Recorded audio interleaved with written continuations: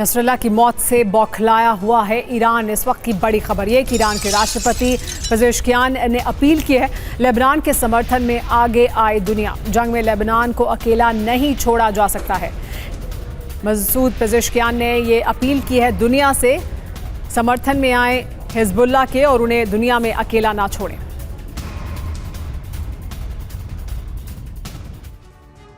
दावा यह किया जा रहा है कि इराक से विद्रोहियों के हमले ईरान के इशारे पर हो रहे हैं। आइए समझते हैं कि ईरान पर्दे के पीछे से कैसे इजराइल को निशाना बना रहा है। ईरान का दरअसल प्लान यह है कि बारूदी घमासान हो। खबर क्या है जान लीजिए। इराक से इजराइल पर मिसाइल हमले किए गए हैं। हमले की साजिश क्या थी कि ईरान के इशारे पर इजराइल को निशाना बनाया जाए। विद्रोहियों के जरिए हमले की रणनीति बनाई गई है। लेकिन इसके बाद सवाल ये उठता है कि क्या फ्रंट फुट पर ना आकर पर्दे के पीछे से ही जंग लड़ेगा ईरान। लेबनान में सबसे ज्यादा तबाही बैरूत के दाहिया में हो रही है। वहीं दाहिया जो हिजबुल्लाह का गढ़ है, ये वही शहर है जहां पर हिजबुल्लाह की पूरी लीडरशिप खत्म हो गई। ये वही दाहिया है जो हिजबुल्लाह के लिए डेथ सेंटर बन गया। इजराइल ने हिजबुल्लाह के ज्यादातर बड़े लीडर और कमांडर को यहीं पर मौत के घाट उतारा है।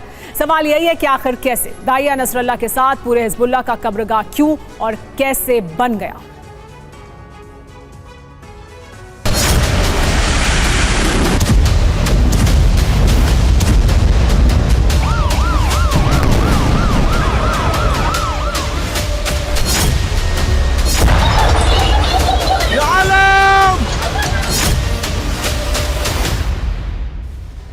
हसन नसरुल्लाह के खात्मे के साथ ही हिजबुल्लाह की पूरी लीडरशिप खत्म हो चुकी है।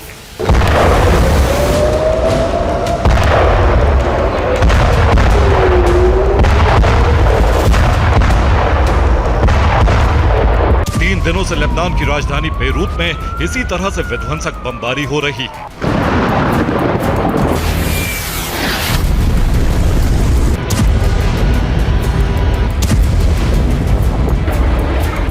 इजरायली एयरफोर्स के टारगेट पर हिजबुल्लाह का वो गढ़ है जो बेरूत में ही मौजूद है।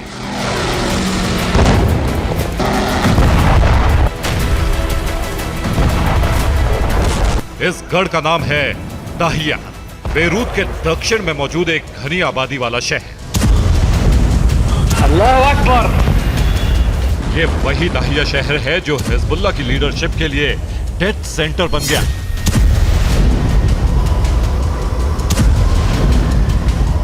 हिजबुल्लाह के ज्यादातर लीडर और कमांडरों को इजराइल ने इसी जगह पर मौत बांटी।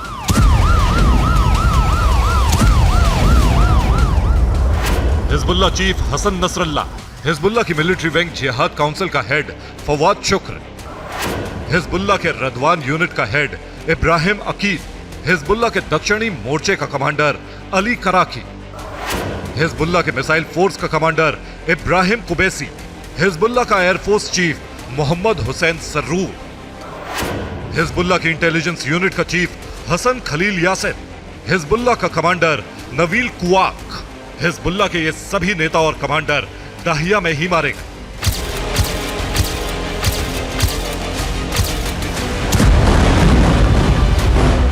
जो दाहिया हिजबुल्लाह का गढ़ था, जहां नसरुल्लाह समेत उसकी पूरी लीडरशिप खुद को महफूज समझती थी, वही उसके लिए कब्रगाह बन गई।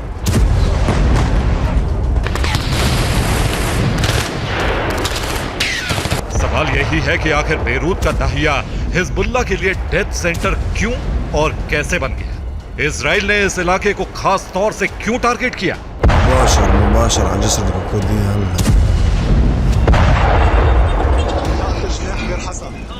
दरअसल जिस गाजा में हमास का गढ़ खान यूनिस था, उसी तरह लेबनान में हिजबुल्लाह का गढ़ दाहिया में है। जिस तरह से हमास की गतिविधियों का सबसे बड़ा केंद्र खान यूनिस था, उसी तरह हिजबुल्लाह की सभी राजनीतिक और सैन्य गतिविधियों का सेंटर दाहिया है।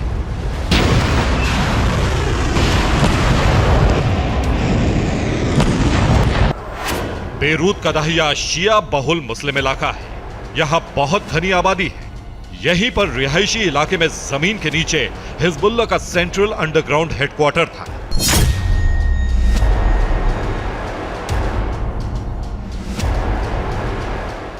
इसी हेडक्वार्टर से हिजबुल्लाह अपनी सभी तरह की सैन्य गतिविधियों को अंजाम देता था। इसी हेडक्वार्टर में इजराइल पर हमले की न सिर्फ प्लानिंग होती थी, बल्कि हमले का आदेश भी दिया जाता था।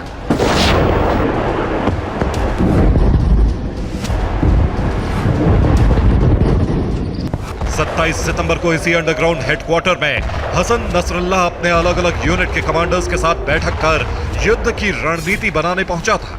इसी बैठक के दौरान इजरायली एयरफोर्स ने आसमान से बंका बस्टर बमों की बरसात की और इस तरह दहिया में हिजबुल्लाह की पूरी लीडरशिप एक झटके में दफन हो गई।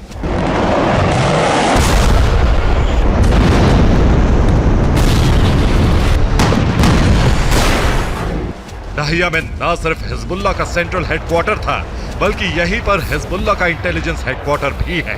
इसीलिए दहिया में हिजबुल्लाह के बड़े नेताओं और कमांडर्स का आना जाना लगा रहता था। इजराइल ने इसी का फायदा उठाया, इंटेलिजेंस के जरिए हिजबुल्लाह लीडरशिप को ट्रैक किया और एक एक कर दहिया में ही सबकी कब्र खोदता चला गया।